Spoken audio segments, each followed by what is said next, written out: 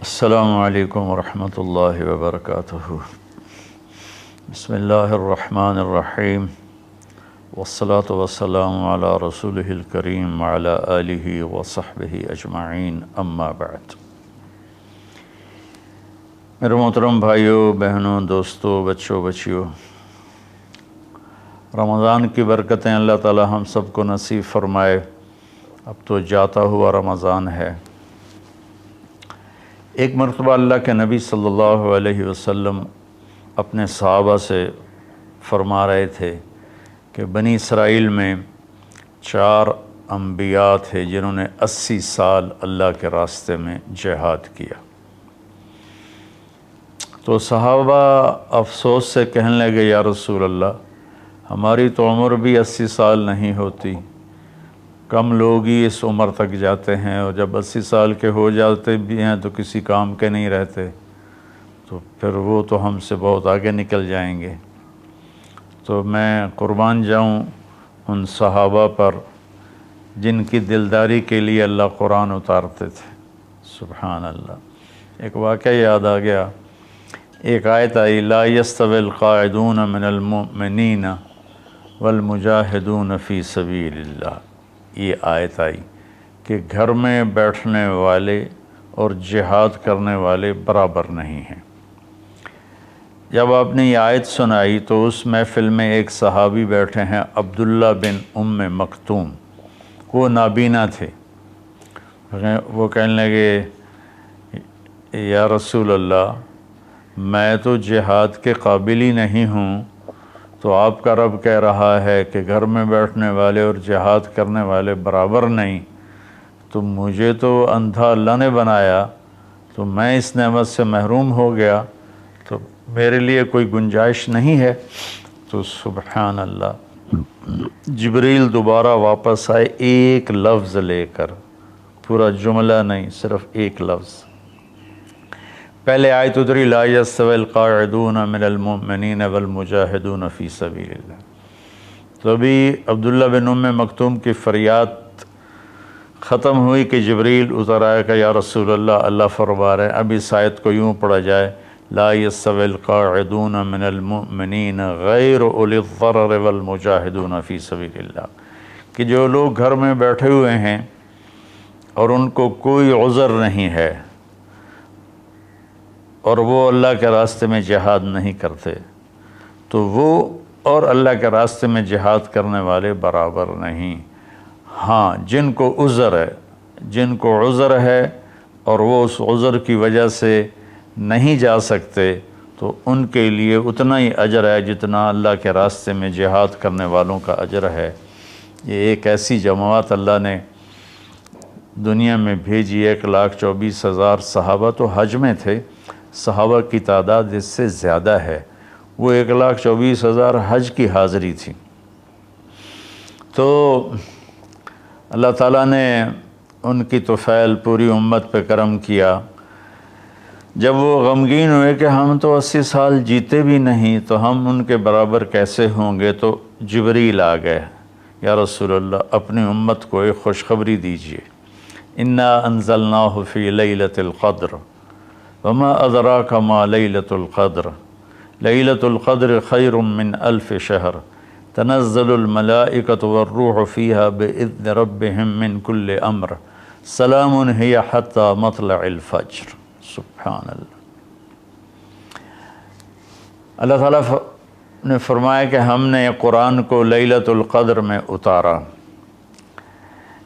آپ پر جو وحی آئی، جس وقت آپ کی عمر 40 سال اور 6 مہینے اور 10 دن تھی۔ یہ 40 سال 6 ماہ 10 دن ہیں چاند کے سسٹم کے لحاظ سے، محرم، صفر، ربیع الاول۔ انگریزی مہینوں کے لحاظ سے آپ کی عمر اس سے بھی کم تھی۔ تو جبریل آئے پیر کی رات غار حرا میں 21 رمضان کہ یا رسول اللہ، اللہ نے آپ کو نبی بنایا۔ پھر وہ روایت الگ ہے، خیر۔ تو اللہ تعالیٰ نے یہ آیت اتاری کہ کہ ہم نے قرآن کو اتارا لیلۃ القدر میں۔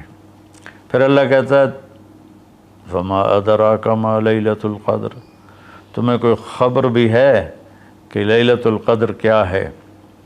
پھر اللہ نے خود جواب دیا لیلۃ القدر خیر من الف شہر، لیلۃ القدر 1 مہینوں کی بندگی سے زیادہ اجر رکھتی ہے۔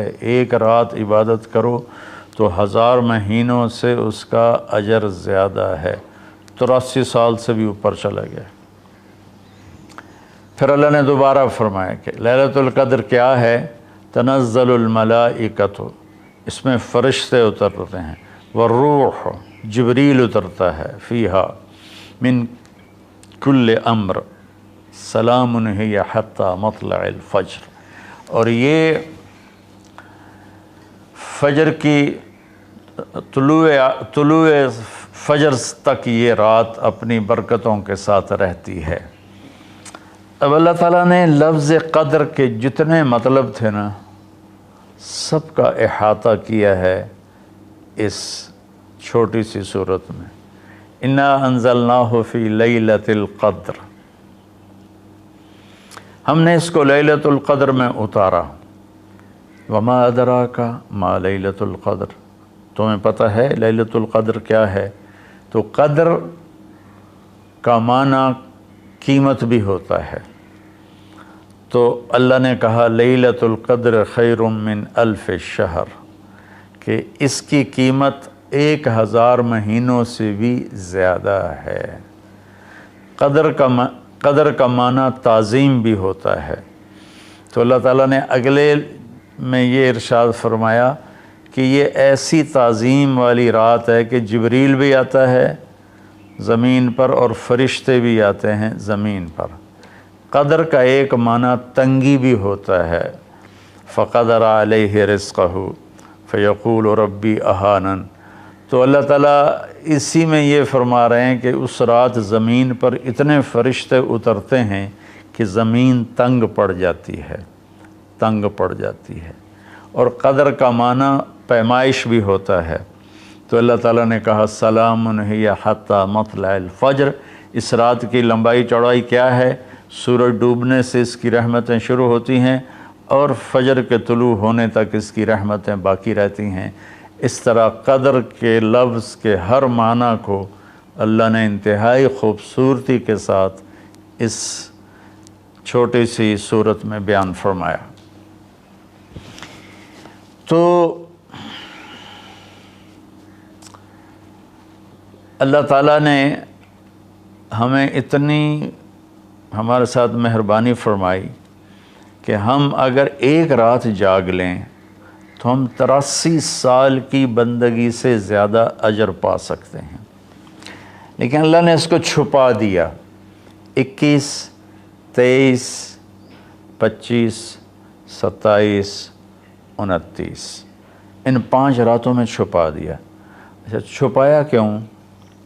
کہ اگر اللہ تعالیٰ بتا دیتے کہ فلاں رات ہے، اور اللہ کو تو پتہ تھا کہ آگے آنے والی امت غافل ہوگی، تو متعین ہونے کے بعد پھر کوئی غافل ہوتا، نافرمانی کرتا، کوئی برا کام کرتا تو پوری امت پر عذاب آ سکتا تھا، تو اللہ تعالیٰ نے اپنے فضل سے اسے چھپا دیا۔ ایک تو اس وجہ سے کہ معلوم ہونے کے بعد قدر نہ کریں تو پکڑ آئے گی، دوسرا اس طرح کہ ہمیں 5 راتیں جاگنے کا موقع مل جاتا ہے کہ شاید یہ رات ہو، شاید یہ رات ہو۔